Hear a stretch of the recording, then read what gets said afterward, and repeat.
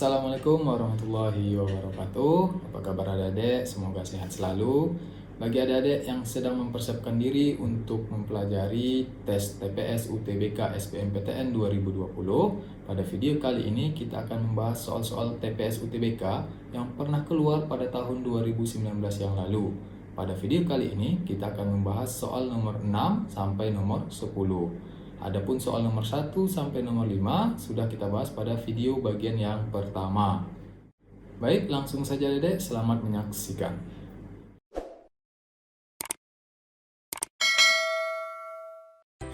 Soal ke-6, di sini kita bisa lihat ada gambar segitiga ACD, lalu ada garis B. Jadi di sini ada gabungan dua segitiga ya. Yang pertama BCD, kemudian ABD. Yang kalau kedua yang digabung menjadi segitiga ACD. Nah, sekarang kita lihat soalnya. Segitiga BDC sama kaki dengan BC sama dengan DC. BC artinya ini itu sama kaki dengan DC. Nah, ini ada simbol garis ya. Jadi kalau garisnya sama seperti ini, itu artinya dia sama panjang.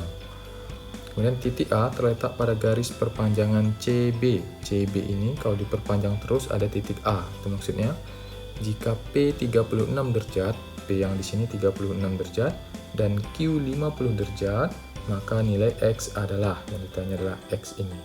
Oke, sekarang kita selesaikan soal ini. Aturan umum yang harus diketahui terlebih dahulu bahwa jumlah sudut pada segitiga itu adalah 180 derajat ya. Nah, sehingga kalau kita mau cari nilai X di sini, kita sudah tahu P. P-nya tadi adalah 36. P ini nilainya adalah 36 derajat. Q tadi nilainya adalah 50 derajat. Nah, berarti karena ini sama kaki, maka nilai sudut B dengan sudut D itu adalah sama besar.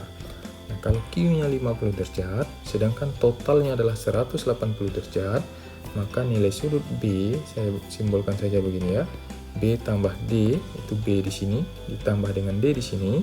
Ini saya persingkat saja penulisannya seperti ini ya, karena kalau disebut B sebenarnya gabungan ini. Nah, tapi yang kita maksud B di sini adalah yang ini saja, khusus pada segitiga BCD. Oke, B tambah D itu sama dengan 180 dikurang dengan 50. Hasilnya adalah 130 derajat. Artinya, nilai sudut B di sini dengan sudut yang di sini totalnya adalah 130 derajat. Karena mereka sama kaki, berarti besar sudutnya sama. Kalau besar sudutnya sama, berarti ini kita tinggal bagi 2. Dapatnya adalah 65 derajat. Berarti nilai B di sini adalah 65 dan nilai yang di sini juga 65. Nah, sekarang kita punya gambar jadinya begini nih. Kalau kita buat ya. Nah, di sini A, kemudian di sini C, kemudian di sini D. Nah, kalau saya tuliskan berarti kan C ini tadi di sini 50 derajat ya. Berarti di sini 50. Kemudian nilai D yang di sini tadi itu adalah 65 ditambah dengan 36. Ingat, sudut D ini gabungan antara P sama yang baru kita dapatkan. Di sini 36, di sini 65. Jadi kalau kita tambahkan hasilnya itu adalah 101. Berarti sudut D itu nilainya 101. Nah, pertanyaannya, berapakah nilai sudut A? Oke, sekarang kita nggak gambarkan B lagi. Kita pandang saja ACD ini sebagai sebuah segitiga. Yang besar sudutnya itu adalah 180 derajat. Kita sudah punya 101 sama 50. Berarti A-nya berapa? Ya, berarti 180 derajat. Ya, 180 dikurang 101 dikurang 50. Ya, ini dikurang biasa saja atau ditambahkan dulu, ini boleh juga. 101 ditambah 50 itu besarnya adalah 151. Berarti 180 kurang 151 hasilnya adalah 29. Jadi besar sudut A atau nilai X yang ditanyakan pada soal itu sama dengan 29 derajat. Jadi jawabannya adalah B ya, 29 derajat. Oke, gampang ya teman-teman ya. Ini adalah soal TPS UTBK yang keluar pada tahun 2019. Ini soal asli. Sekarang kita lihat soal berikutnya. Segi 4 ABCD merupakan layang-layang seperti pada gambar. jika AB sama dengan 1 dan AD sama dengan akar 5, maka luas layang-layang tersebut adalah, oke, diketahui tadi AB-nya itu sama dengan 1. Kita tulis di sini 1. Kemudian AD-nya itu adalah akar 5, ya, AD. Maka luas layang-layang tersebut adalah, oke, masih ingat ya, luas layang-layang itu rumusnya adalah setengah kali diagonal 1 dikali diagonal 2.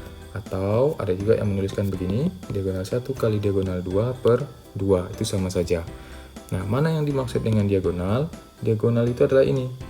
Nah, AC di sini, kemudian dengan BD yang di sini. Nah, ini dia. Berarti kita harus cari dulu berapa panjang diagonalnya. Nah, sekarang coba kita lihat ya. Ini kan yang dikasih tahu itu 1 ya, sementara yang ditanya ini, bisa nggak kita cari ini? Oh, bisa gitu. Dari mana? Pakai rumus Pythagoras. Perhatikan segitiga ABC ini ya. ABC. Ini kan segitiga siku-siku. Siku-sikunya ada di B. Lalu karena ini layang-layang berarti panjang AB sama dengan panjang BC. Karena AB-nya 1, maka BC-nya juga 1. Berarti di sini juga 1. Nah, karena ini segitiga siku-siku, maka kita bisa cari panjang AC. Pakai rumus Pythagoras 1, 1 gitu ya. Nah, sekarang kita cari dulu nih panjang AC. Berarti panjang AC itu sama dengan akar dari AB kuadrat. AB kuadrat berarti 1 kuadrat ditambah BC kuadrat berarti 1 kuadrat. Hasilnya adalah akar 2. Itu adalah panjang AC. Berarti kita sudah dapat panjang diagonal yang pertama. Sementara di rumusnya kita butuh diagonal kedua. Diagonal 2 mana? Ini panjang BD. Bagaimana cara mencari panjang BD? Untuk mencari panjang BD, maka kita gunakan lagi rumus Pythagoras ya. Pythagoras antara mana? Pertama yang ini nih, A, D sampai di sini. Nah, lihat ini ada siku-siku di sini ya. Oke, misalkan ini kita anggap sebagai titik O misalnya di sini ya. Nah, O. Berarti segitiga pertama adalah ADO. Itu yang pertama. Kemudian segitiga kedua ABO. Nah, berarti kita dapat nanti panjang yang ini pertama, lalu yang kedua panjang B ke O. Lalu kita tambahkan, dapatlah kita panjang BD. Nah, sekarang kita cari dulu panjang DO. Panjang DO. Panjang DO itu sama dengan akar dari AD. AD itu adalah akar 5. Akar 5 dikuadratkan berarti, kemudian dikurang dengan panjang AC. AC tapi separuhnya gitu ya. Ini kan AC tadi kita udah dapat akar 2. Sementara kita cuma perlu cari A sampai O. Berarti setengah akar 2. Setengah akar 2 ini dikuadratkan. Nah, ini baru panjang DO ya. Nah, sekarang kita cari akar 5 kalau dikuadratkan itu dapatnya adalah 5. Oke. Kemudian dikurang setengah akar 2 kalau dikuadratkan berarti setengahnya dikuadratkan, akar 2-nya dikuadratkan. Setengah dikuadratkan itu dapatnya 1/4, sedangkan akar 2 kalau dikuadratkan dapatnya 2. Berarti 1/4 dikali 2. 1/4 dikali 2 itu dapatnya adalah setengah. Berarti di sini akar 5 dikurang setengah itu sama dengan akar 4/2. Sama dengan akar 9/2. Ini kan sama dengan 4/2. Nah, kita boleh keluarkan nih 9-nya ya. 9 kalau diakarkan kan dapatnya 3 ya. 3 akar di dalam kurung setengah. Kemudian kita akan mencari panjang B ke O ya. B ke O. Nah, berarti Pythagoras lagi antara mana? Antara 1 dengan AO. AO tadi adalah setengah akar 2. Berarti untuk mencari panjang BO itu sama dengan akar 1 kuadrat dikurang setengah akar 2 dikuadratkan. Nah, caranya sama dengan tadi ya. Berarti ini akar 1 dikurang tadi setengah akar 2 kalau dikuadratkan itu kan dapatnya setengah teman-teman ya. Nah, berarti sama dengan akar setengah. Berarti kalau diagonal yang kedua itu kan panjang dari B sampai ke D ya ini. Nah, berarti antara BO ditambahkan dengan OD. Nah, OD atau DO. Tadi kita udah dapat DO-nya 3 akar setengah, sedangkan BO-nya dapat akar setengah. Berarti kalau kita tambahkan menjadi BO tambah DO, nah itu sama dengan 3 akar setengah ditambah dengan akar setengah. Nah, ini cara nambahkannya 3 tambah, ini ada 1, berarti 4 akar setengah. Oke, nah itu baru diagonal yang kedua. Tadi rumus luasnya adalah diagonal 1 kali diagonal 2 dibagi dengan 2 yang di sini ya. Nah, diagonal 1 AC kita udah dapat akar 2. Kemudian diagonal 2 kita dapatkan tadi 4 akar setengah. Oke, nah sekarang kita cari luasnya ya. Luas itu sama dengan diagonal 1 kali diagonal 2 per 2. Nah, berarti diagonal 1-nya tadi akar 2 dikali dengan diagonal 2 4 akar setengah dibagi dengan 2.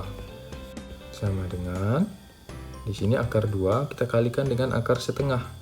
Akar setengah kali akar 2, ya kali dulu dalamnya 2 kali setengah, 2 kali setengah itu 1. Berarti akar 1 nilainya adalah 1. 1 dikalikan dengan 4, dapatnya 4. 4 dibagi 2 dapatnya 2. Berarti luasnya adalah 2. Nah, di sini berarti luas layang-layang ini adalah 2, sehingga jawabannya adalah B. Soal berikutnya, harga 2 pensil adalah 5.000. 2 ya, 2 pensil itu sama dengan 5.000. Kalau kita tuliskan berarti kita tulis begini nih. 2 pensil itu sama dengan 5.000. Lalu harga 1 buku adalah B rupiah. Oh, harga 1 buku itu sama dengan B rupiah. Oke. Amir membeli 5 buku dan 10 pensil. Jika ia membayar Rp100.000, maka jumlah uang kembalian yang diterimanya adalah. Oke, uang kembaliannya berapa begitu ya? Nah, ini gampang teman-teman ya. Uang kembalian itu adalah uang awal kita. Uang awal kita itu adalah 100.000. Itu dikurangi dengan belanja. Nah, kita belanja berapa banyak kan begitu ya? Ini adalah uang kembalian. Duit berapa, belanja berapa dikurangi. Oke, sekarang duit kita 100.000, lalu dikurangi belanja kita. Belanja kita tadi apa saja? Di sini disebutkan Amir membeli 5 buku dan 10 pensil. Berarti belanja kita itu adalah 5 buku. Nah, 5 buku ditambah dengan 10 pensil. Kan begitu ya? 5 buku tambah 10 pensil. Nah, berarti 100.000 itu dikurangi dengan 5 buku berapa harganya? Ya, kita nggak tahu tadi harga 1 buku itu adalah B rupiah. Berarti kalau 5 buku berarti 5B. Oke. Kemudian ditambah ini ya, ditambah 10 pensil. Oke, pensil tadi berapa harganya? Kalau 2 pensil itu 5.000. Kalau 10 pensil berarti berapa? Ya, karena 2 pensil 5.000, kalau 10 pensil berarti kan 5 kali lipat ya. Nah, atau 10 bagi 2, 5. 5 kali 5.000, 25.000. Oke, di sini 25.000. Nah, baru kita kurangi, berarti 100.000. Ini ada tanda kurang 5B, lalu kurang yang di sini ke sini ya. Berarti dikurang 25.000. Nah, berarti 100 dikurangi dengan 25.000 itu dapatnya 75.000 dikurangi dengan harga 5 buku. Maka seginilah sisa belanja kita. Jawabannya adalah C, 75.000 dikurang 5B. Soal berikutnya, bilangan ganjil 6 angka itu lebih kecil dari 500.000. Oke, dia harus ganjil dan harus lebih kecil dari 500.000. Dan dibentuk dari semua angka. Ingat ya, dibentuk dari semua angka 2, 4, 5, 6, 8, dan 9. Ada sebanyak. Oke, berarti bilangan ganjil harus terdiri dari semua angka yang telah disebutkan. Berarti bilangan ganjil ini terdiri dari 6 angka. Oke, kita buat di sini biar gampang, kita buat kotaknya 1, 2, 3, 4, 5, 6. Oke, artinya bilangan ganjil ini harus 6 angka nih ya, karena dia bilang bahwa harus terdiri dari semuanya. Oke, nah contohnya seperti apa? Contohnya begini nih, contoh pertama ya, 5, 2, 4, 8, 6, 9. Nah, ini ganjil ya. Ini ganjil. Oke, terdiri dari semua angka yang disebutkan. 2, 4, 5, 6, 8, 9. Nah, tetapi ini tidak memenuhi syarat. Mengapa? Karena ada syarat lain yang mengatakan bahwa harus lebih kecil dari 500.000. Ini benar ganjil, benar terdiri dari semua angka ini, tetapi lebih dari 500.000. Kita mau buat yang kurang dari 500.000. Contohnya 2, 4, 5, 8, 6, 9. Nah, ini kan kurang dari 500.000 ya. Oke, sekarang bagaimana caranya? Kita ingat bilangan ganjil itu adalah bilangan yang tidak bisa dibagi dua. Nah, kalau dia banyak angka, kita fokus saja melihat angka yang terakhir. Ganjil itu dilihat dari angka terakhir. Apakah angka terakhirnya bisa dibagi dua? Kalau tidak, berarti dia ganjil. Nah, kalau kita mau buat 6 angka bilangan ganjil, itu berarti angka terakhir yang di sini itu haruslah ganjil. Ini 6, ini maksudnya begini. Ini angka yang ke-6, 9, ini angka yang ke-5, angka ke-4, angka ke-3, angka kedua, angka yang pertama. Oke, berarti kita isi dulu yang paling belakang. Haruslah yang ganjil. Kita bisa lihat dari 6 angka ini yang ganjil itu cuma angka 5 dengan angka 9. Berarti di sini pilihannya kalau tidak 5 ya 9. Berarti di sini ada dua kemungkinan. Ada dua kemungkinan angka, begitu caranya.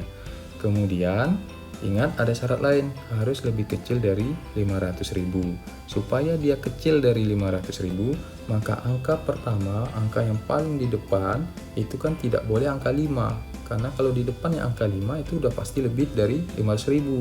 Apalagi kalau 6, 8, dan 9. Berarti angka yang boleh untuk di angka yang pertama itu hanya angka 2 dan angka 4. Berarti pilihan kita di kotak yang pertama, di angka yang pertama itu hanya 2. Kalau tidak angka 2, angka 4. Berarti di sini kita tulis 2. Nah, di paling depan itu cuma bisa diisi oleh 2 angka, angka 2 dan angka 4. Di bagian yang paling belakang cuma ada 2 kemungkinan. Kalau tidak angka 5, angka 9.